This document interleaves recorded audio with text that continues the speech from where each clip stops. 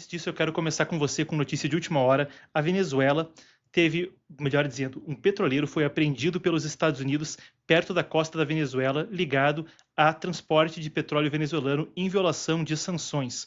Isso foi instantes atrás, a gente tem aqui o que disse o Comando Sul dos Estados Unidos. Eu passo com você pela declaração que foi emitida. Então, eles disseram, através da Operação Lança do Sul, Southern Spear, o Departamento da Guerra está em sua missão inabalável de acabar com a atividade ilícita no hemisfério ilícito, em parceria com a Guarda Costeira, o Departamento de Segurança Interna e o Departamento de Justiça.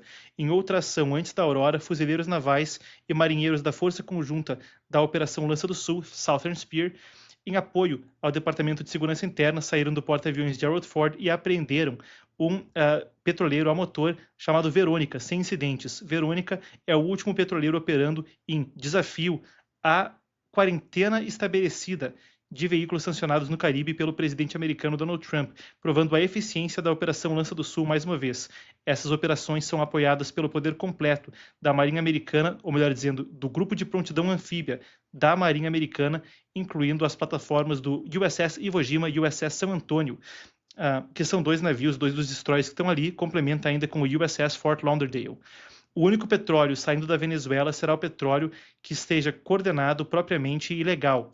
O Departamento de Guerra está em coordenação com parceiros interagência para defender a pátria ao encerrar a atividade ilícita e restaurar a segurança ao hemisfério ocidental. Está então dada a declaração do Departamento de Guerra. Eu trago para você as informações enquanto a gente acompanha o vídeo também que foi divulgado pelo Comando Sul dos Estados Unidos. Imagens então de hoje pela madrugada no Caribe, conforme você acompanha o momento da apreensão do petroleiro Verônica.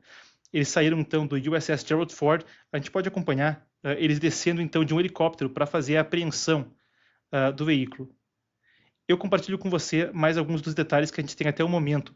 É o sexto navio, segundo uma apuração da agência Reuters, que é apreendido desde meados de dezembro, transportando petróleo da Venezuela, ou, se não estava transportando nesse momento, que já fez isso no passado e estava ali então violando uma quarentena quanto a petróleo sancionado. Autoridades falaram sob condição de anonimato, dizendo que a apreensão aconteceu no Mar do Caribe. O petroleiro é o Aframax Verônica, com bandeira da Guiana. Ele estava saindo vazio da Venezuela no início de janeiro, isso não mais de acordo com agências de notícias, mas fontes primárias. Documentos de embarque da estatal PDVSA, a empresa de petróleo da Venezuela, e o serviço de monitoramento Tanker Trackers. O navio não retornou à Venezuela como outros navios no último dia. Isso acontece em meio a outros desdobramentos. Eu continuo acompanhando com você. É pertinente a gente assistir o vídeo aí na íntegra. Conforme você vê as imagens, então, da apreensão do petroleiro Verônica, bandeira da Guiana e ligado à Venezuela. Tá, então, novamente, o registro da data aconteceu hoje pela manhã. Agora as imagens seguem aí, repetindo, a gente pode continuar desdobrando a informação. Mas a situação é a seguinte, tá? Isso acontece em meio a outros desdobramentos relacionados à Venezuela, citando fontes anônimas. E, claro, primeiro de tudo um contexto, antes de partir para o que dizem fontes anônimas.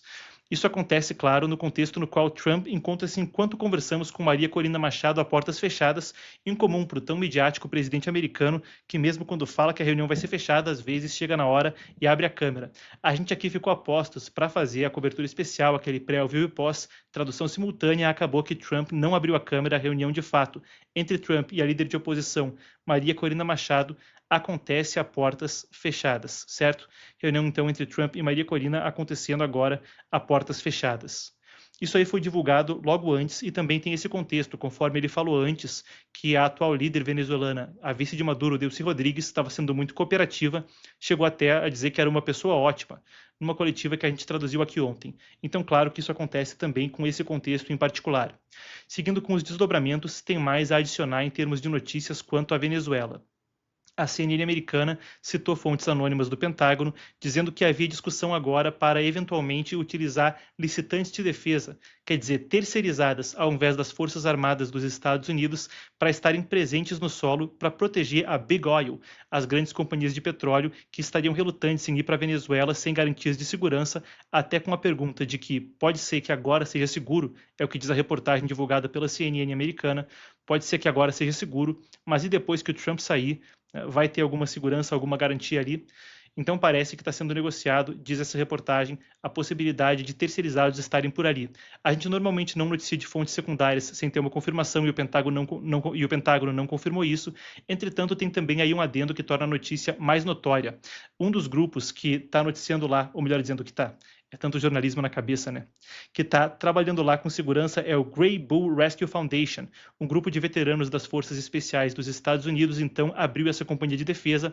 Eles já têm atuado na Venezuela por parte dos Estados Unidos como uma terceirizada para apoiar as Forças Armadas ao longo desse processo do acúmulo militar, e nesse contexto foram também um dos grupos, se noticia, a estar envolvidos com tirar a Maria Corina Machado da Venezuela e poder levar ela para a Noruega na época da entrega do Prêmio Nobel.